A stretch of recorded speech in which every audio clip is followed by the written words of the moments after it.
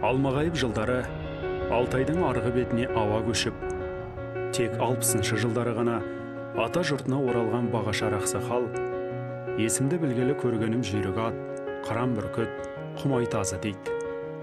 Кейін өзде ат жүгіртті, құс салды. Бүгінде көрген білгенін балаларына үйретіп, ата кәсіпке баулып жүр.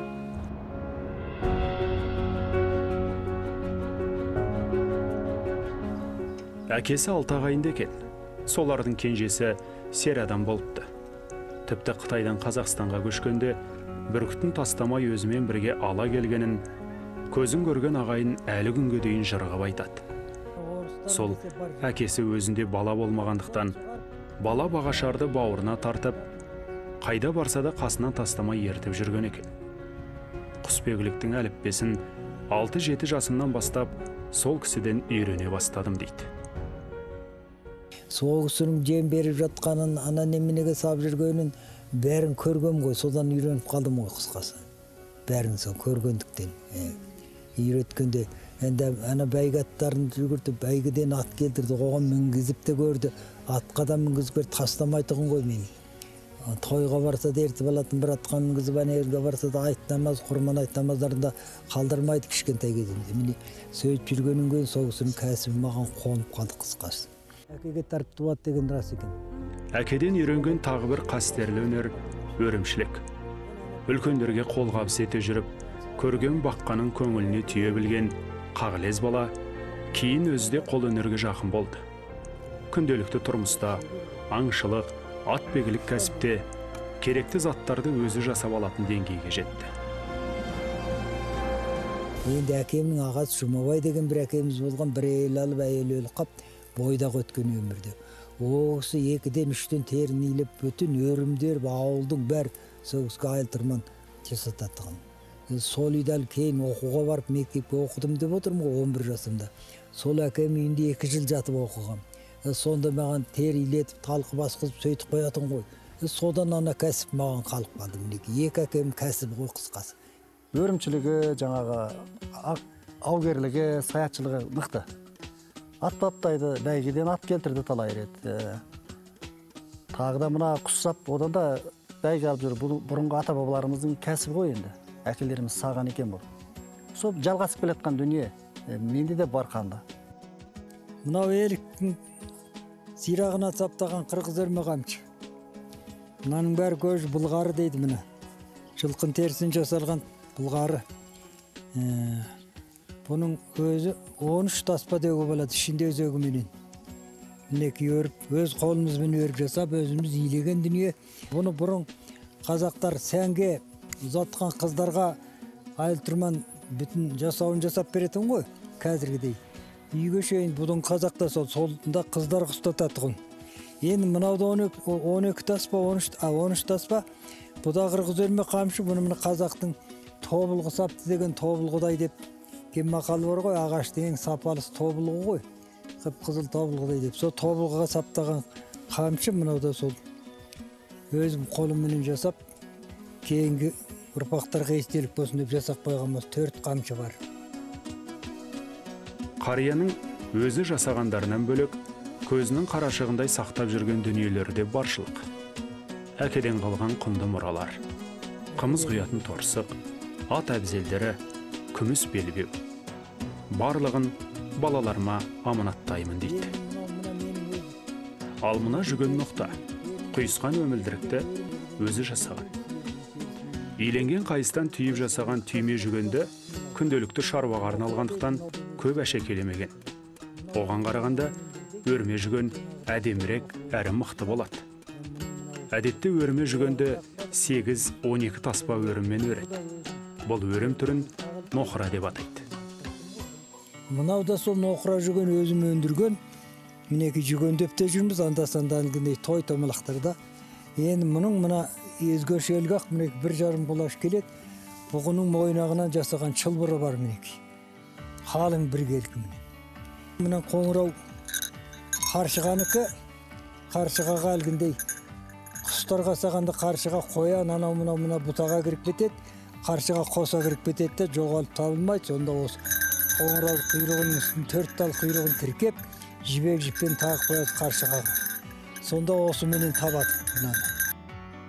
Мұндай қоңырауды бүркітке де тағады. Бірақ бүгінде оны көп құсбегілер біле бермейтін көрінеді. Ана бүркіт деген түлкіге жібергенде түлкі болсын, не болсын, түлкі қуана бүркітті аспанды ұшып келе жатқанда жата қалып керіп тұрып алады. Қарап тұрып соға кеп, түлкі бар пәрменмен екпенімен кеп түскенде қарық бітеді да, жерге кеп соғып бүркіттер мерт болып жазымды болып қалады. Сол үшін ана бүркіт келе жатқанда саңғырласа, ана немене түлкі үркіп шығады, сондықтан сол үшін пайдаланатын қоңырау тағатығын. Әр заттың өз тарихы, ерекшелігі бар. Талай әңгіме естіп, ұмытыла бастаған талай сырға қанық болдық. Кейбір құрал саймандарын ауыл мектебінің мұражайына өткізіп те қойған. Бүркітті көпшілікке үйрету үшін бала шағаның ойнаған жеріне отырғызып, үй ішіндегі адамдардың әңгімесін, тіпті теледидарды қосып қойып тыңдатқан екен. Апамыз да қалыспай құрақ құрап, тіккен көрпешелерін көрсетіп, бәйек болды. Арасында әндетіп қояды. Алма ағаштың көлініне-ай, текемектің түбінде-ай, өтіп дәурен бара жатыр, сіз бен бізге білік бидай. Бағашар Наурызбеков атажұртқа көшіп келгенде 23 жаста болыпты. Сол кездегі саясаттың жайы белгілі. Сырт елден келгендерге сенім аздау, сол себепті қолына таяқ беріп қойға жібереді. Жаңа мекен, жаңа орта. Әр жерде бәйге болып жатқанын естіп көріп жүреді. Ақыры келесі аламанның дүбірі жақындағанда, ол да қой жаю үшін берген екі атының бірін жарата бастайды. Қытайдан келгеннен кейін осы жерде мына бәйгі көп болады екен. Мынау неде мына аудандық кәдімгідей үлкен малшының тойы деп сүлет ашады, оның кейін не түрлі тойлар болады. Сонда бәйгі болып жүреді, соны барып қызықтап жүріп, мына колхоздың қойын бағамыз, малын баққанда 2-ден артық ат бермейді. Сол 2 аттың дұрыстауы біреусі болмаса біреу соған жарайтын болып, сол ел қатар қосып жүріп, сол бәйгі атты бірнеше жыл бәйгіден ат келтірдім біледі бәрі. Ол ат келтіргенде аттың да бабы керек. Ал атты мынау бәйгі ат екен деп шапқылай берсе, істете берсе, жілік үзіліп арықтап берсе, қайтып бабына келмей жүгірмей қояды алады. Тамағынан да болады, тамағында өлшеп беру керек.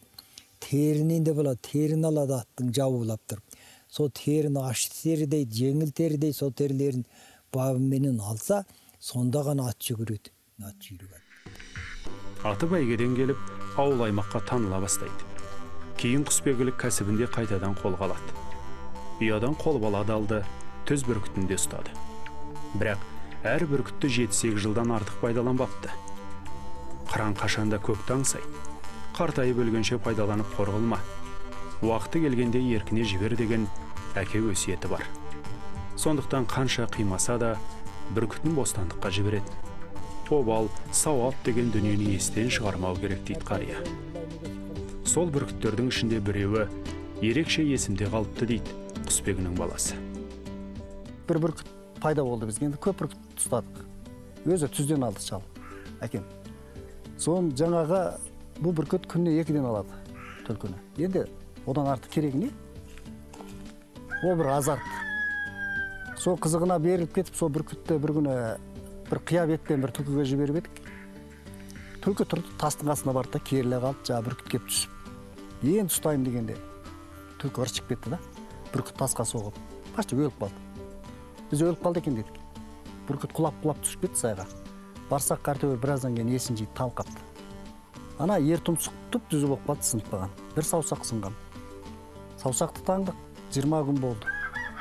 Тұмсығын кесіп тастады. Содан әкем айтты, мынаны енді қайтып қалды ма, бұл түспей ма, не істейді, оны қоя берем ба деп, көрекші деп алып шықты. Бәрі қайтпайды, алды. Тағы түлкі алды. Өте құс қой, қыран құс қой. Қайтпайтын құс, батыр құс. Әкемнің әкесінің бүркіті түсіпті Қасқырға. Оның түскендерінің әңгімесін ғана естідім, өзімнің әкемнің әкесі екен. Сол бананда биіктікке аң таппай, іштеме таппай бүркіт көтеріп биіктікте жүріп, іштеме көрінбеген, тауда тұр, бұл қыран алғыр бүркіт екен, бүркіттің томағасын тартқан ғой. алып бірдеме көрінер ме екен десе, бүркіт қолынан талпынып болмапты бірдеме көргенде. Өзі көрмейді ана кісі.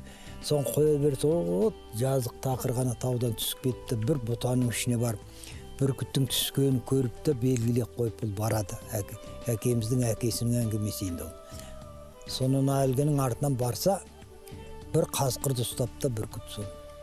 Бүріп, тұмсықпен несін бүріп ұстап отырғанын көріпті де сол әкеміз. Жаңа қасқырды ажыратып, тірідей алып ауылға, аузына қасындырғайдан кесіп, қасқырдың аузына көлденің кескек салып, таңып қасқырды алып кетті әкеміз дегенде естідім. Өзім бүркіт қасқырға түскенін көргем жоқ қысқасы. Талай бірге жүрдім ғой, мен енді түлкі айдаушы болам көбінесе. Ол кісіге түлкі айдап берем, шырғасын тартам. Жаңа бүркіт әлгі өзіме түсті дегені бар, соны айтып кетейін. Содан өзім бүркіттің мықты екенін, өте есті қасиетті екенін білем. Бала кезінен өзім алып бердім, тастан сол маған өштесіп, маған түсетін болды. Содан өзім ойладым, осы бүркіт маған болмайтын сияқты деп. Бірақ бәрін білем мен. Әке қашанда балаға сыншы. Әр баласының аңғайын байқап, бағамдайды. Ақыр соңында екемі бар біріне батасын береді. Бағашар ақсақалда әр баласына аңшылықтың қыр-сырын көрсетті, үйретті. Бірақ әр қайсының өз кәсібі, өз шаруасы болғандықтан, ендігі үміт күтіп тәрбиелеп жүргені туған інісінің баласы. Баяғы өзінің алғаш бүркітшіліктің әліппесін бастаған сәттегі жағдай қайталанған сияқты.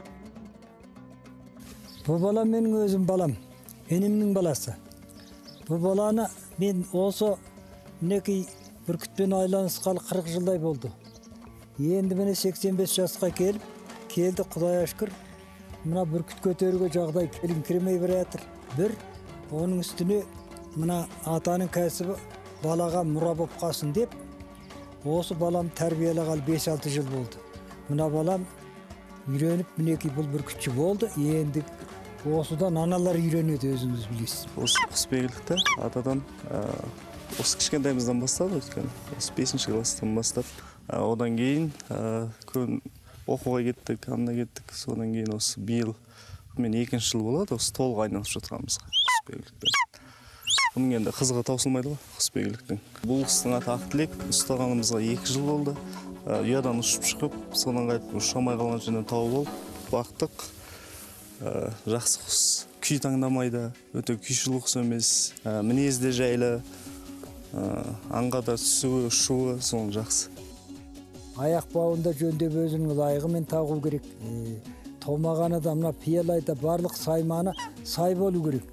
Ана пиялайдың өзін ішін жылылау керек. Андағы пиялайдың ішін көрдің ғой, ішінде не бар? Қыстың күні көтерсең, ана тері қолыңнан өтеді, қолдың аурушаң болатын да содан пайдалы. Сондықтан ішіне жылы қолғаптар сарып, суық өтпеу керек қолыңнан.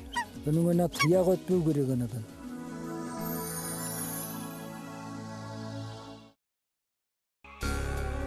Бүркітті көпшілікке үйрету үшін той-томалаққа апарып жүрген, үй ішіндегі адамдардың әңгімесін тіпті теледидарды қосып қойып тыңдатқан екен.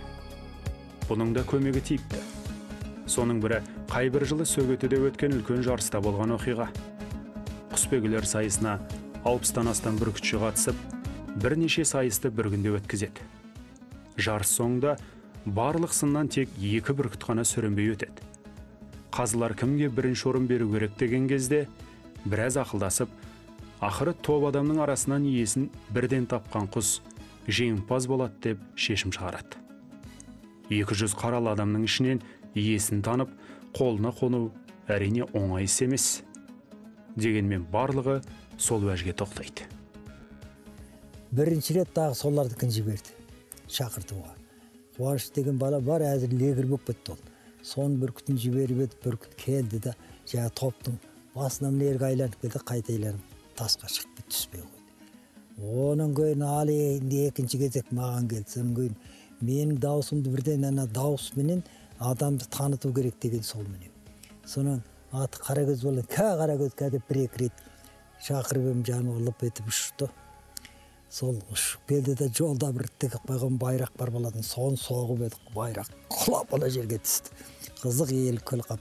сол күйінше қалың елдің ішіне ешқайсы бұрылмай қолағанды келіп қонып, сонымен бүтін ел мені басып қалды. Көпке танытқан, адам танытқан, дуға танытқанның қасиеті сол әлмен. Аңшылық ғұмырымда тазыда жүгірттім, қақпанда құрдым. Дегенмен бәрібір аңсарым қыран құсқа ерекше алып тұрады. Өйткені оның жөні бөлек. Ол үлкен өнер. Ал қақпанды көбіне ермек үшін, құсқа тамақ үшін пайдаландым дейді. Қақпан ауыз жоғары деп бұрынғылар неге айтқан дейсіз? Қақпан қанды қақпан болады, оның да әл қыран алғыр деген сияқты. Сол сияқты сол қақпаншылықтың ол тыныш ауқат. Бүркітпен жергөкті қарайсыз. Қақпан бассаңыз, мына бұл жерде бірінге түлкі кіріп кетсе, соған бассаңыз, соны көріп жүріп оны жақсылап бабын тауып басқандар 3 күн 4 күннен ары кетпей алады түлкіні. Түседі, шығармай қою керек. 2 ауыздың, 3 ауыздың болады ғой. Ал мен еш жерде қақпанмен көп алдым. Қуамыз мына жазықта, мынаның бәрінден болады міне. Жазықтан қусақ күнге кеп кіреді. Кіргеннен кейін болды, ана басқыны мықтап темірден көп неме жоқ, бекітіп тастаймыз да, соның кейін қақпандары шине басам менің өз тәжірибем. Ел ұқсамын, оны тау баса жолға басасыз. Инге кіргенге қақпандары шине жақсылап басып, бер жағына мықты темір қаңылтырлар бар ғой, немене, содан қойып тұрып, мықтап көмтім шықпас қойсаңыз, соны қазып шығамда бұны ар жағы қараңғы келеді, қақпанға түседі міндеттерде. Қақпан құрудың әдісі енді көп. Бұны қақпанды темірдің исі болады, оны жаңа кетіру керек, олсыз тағы болмайды. Оны жаңағы бұрынғы қазақ ата-бабаларымыз қазанға кәдімгі жылқының тезегін қайнатып, қойдыкін араластырып, жусан, жаңағы шөп араластырады. Ермен, соны қайнатып барып, содан дайындап құрады. Исін кетіру керек қой. Темірдің исін сезбеу керек. Ол бәле ғой аң деген. Қасқырда өте сезімтал болады. Негізгі мына қақпаның ең кішісі, бұл жаңа сарсұнақ, суырдан басталады. Бұны жаңа ғана 2 серіппелісі болады мынау. Мынаның да 2 серіппелісі бар. Мынау жаңа балаларға арналған. Мына балалар кішкене жаңағы оңай құрады да. Содан кете береді бұлай қарата. Міне түлкі, борсыққа дейін осы қақпаны ұстайды. Мыналар ары қарата уже қасқырдан жаңағы іраңдарға арналған ғой. Бәрін ұстауға болады. Қақпаны жалғастырып келе жатырмын. Енді аңды аяушылық деген болады екен, қақпанға түскенде оны өлтірудің өзі қиын. Өлтірмесеңіз өзіңізге шабуыл жасайды. Сондықтан қазір қорғаймын енді, шыны керек. Керек болса итке, бүркітке жаңа тамақ керек болса, оп-оңай ұстап беремін. Соған ғана ғой.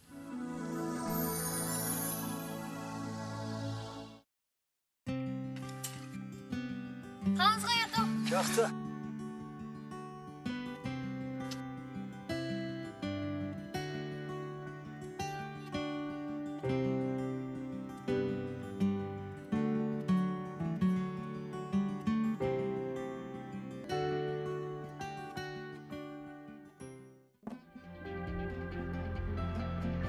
Бүгінде 80-нің 5-еуіне келген қарияның жарты ғұмыры құсбегілікпен өтіпті. Әлі тың, жүрісі ширақ. Сөз соңында бүкіл ғұмырыңызды аңшылықпен өткеріпсіз. Бұл тек құмарлық қана ма, әлде өзгеде құпиясы бар ма?